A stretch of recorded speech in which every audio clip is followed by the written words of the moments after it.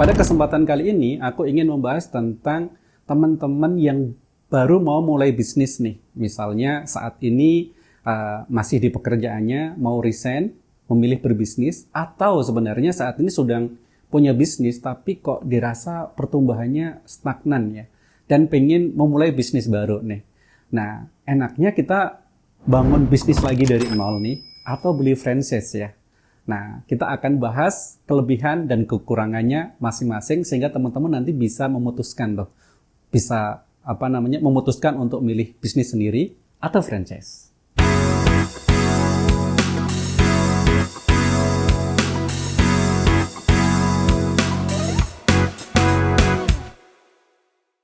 Apa sih bedanya bisnis sendiri sama franchise, teman-teman? Nah, kalau misalnya bisnis sendiri gitu ya, kita itu memulai semuanya dari nol gitu ya. Mulai dari ide mau berbisnis di bidang apa, kemudian setelah ketemu kita harus riset sendiri pasar gitu ya. Misalnya kita cari tempat jualan yang ramai di sebelah mana ya. Sudah ada pesaing atau belum ya di sana ya. Kalau misalnya sudah ada pesaing, aku ngambil positioning di mana ya. Pembeda produkku dengan produk yang sudah ada itu apa ya. Nah, kemudian setelah ketemu risetnya, kemudian mulai tuh buka gerai di situ, misalnya kemudian rekrut karyawan sendiri, ngajari sendiri. Nah, itu kalau bisnis sendiri, teman-teman. Tapi kalau kita misalnya beli franchise, itu semuanya sudah ada, teman-teman. Mulai dari brandingnya sudah ada, kemudian habis itu sistemnya juga sudah ada. Jadi teman-teman nggak usah mikirin tuh buat SOP, semuanya sudah ada. Jadi teman-teman tinggal aja tuh, oh kayaknya aku beli waralaba ini, franchise atau waralaba ini di lokasi yang ini nih kayaknya belum ada. Nah kayak gitu aja kalau misalnya beli franchise. Dan franchise ini kalau kita ngomong franchise atau waralaba ya teman-teman tuh sekarang tuh banyak banget ya, mulai dari toko retail, kemudian habis itu bahkan isi angin ada. Kemudian habis itu yang jualan ayam goreng, banyak banget teman-teman. Jadi yang bahkan sekarang ada juga franchise yang jualan minuman tuh, harganya yang sampai murah banget ya. Maksudnya harga produknya ya, yang level sampai 5.000 per produk itu ada. Jadi waralaba zaman sekarang itu banyak banget pilihannya.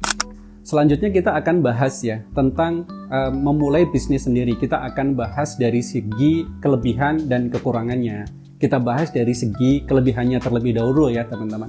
Kalau kita memulai bisnis sendiri, itu kita bebas ya, bereksplorasi.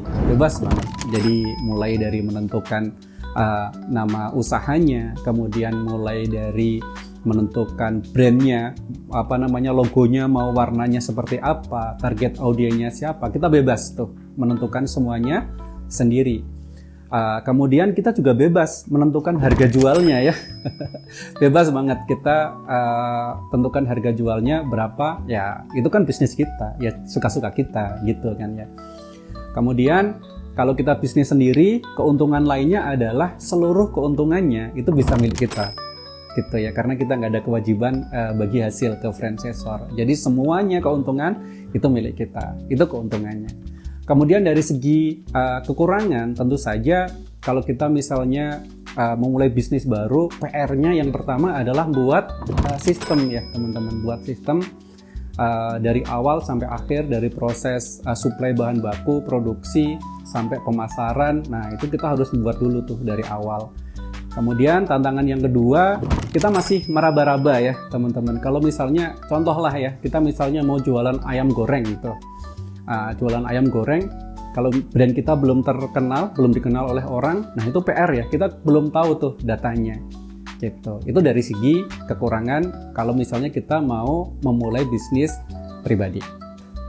Selanjutnya aku akan membahas tentang kelebihan dan kekurangan ketika kita memutuskan untuk membeli franchise gitu. Dari segi keuntungan, yang pertama adalah jelas ya, kita bisa memantau tuh mana franchise yang kira-kira rame gitu teman-teman. Nah di sini bisa ya teman-teman pantau itu dari sekian banyak waralaba yang ada di sekitar teman-teman. Silahkan riset tuh, datengin, kemudian tongkrongin aja gitu ya di situ sehari gitu ya, kira-kira yang datang berapa gitu ya. oh rame ternyata di sini. Coba misalnya sudah tertarik dengan salah satu produk franchise, misalnya A gitu ya. Di satu lokasi pantengin tuh, wah rame.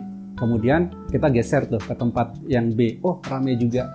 Nah, kita bisa tahu datanya. Nah, itu adalah salah satu keuntungan ketika kita mau membeli franchise ya. Kita tahu tuh transaksinya bisa kita riset dengan lebih mudah. Oh, kira-kira penjualannya per hari seperti ini di lokasi ini. Di lokasi ini juga sama tuh. Oh, ternyata rame. Nah, kita lebih tahu ya teman-teman datanya. Kemudian keuntungan yang kedua ketika kita membeli franchise adalah kita nggak perlu lagi ribet tentang sistem. Kita nggak perlu lagi ribet tentang bagaimana mentraining karyawan gitu, karena semuanya sudah ada SOP-nya ya teman-teman, sudah clear tuh SOP-nya. Jadi ya udah kita tinggal beli aja.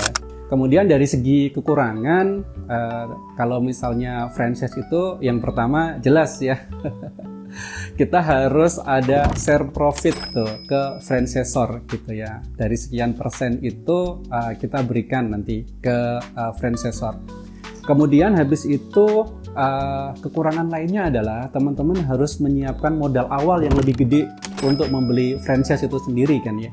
Nah, kalau untuk harga ini bervariasi ya teman-teman, tergantung skala waralaba. Ada juga yang skalanya MM-an bahkan gitu ya. Tapi yang skala kecil juga ada teman-teman.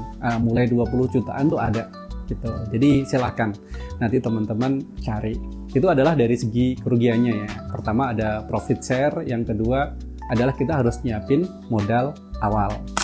Selanjutnya aku ingin membahas tentang bagaimana seandainya teman-teman ketika sudah memutuskan untuk membeli franchise gitu. Yang pertama, pilih franchise yang teman-teman ada passion di situ. Ada ada chemistry lah di bidang itu. Misalnya teman-teman yang suka kuliner, coba tuh cari produk waralaba di bidang kuliner.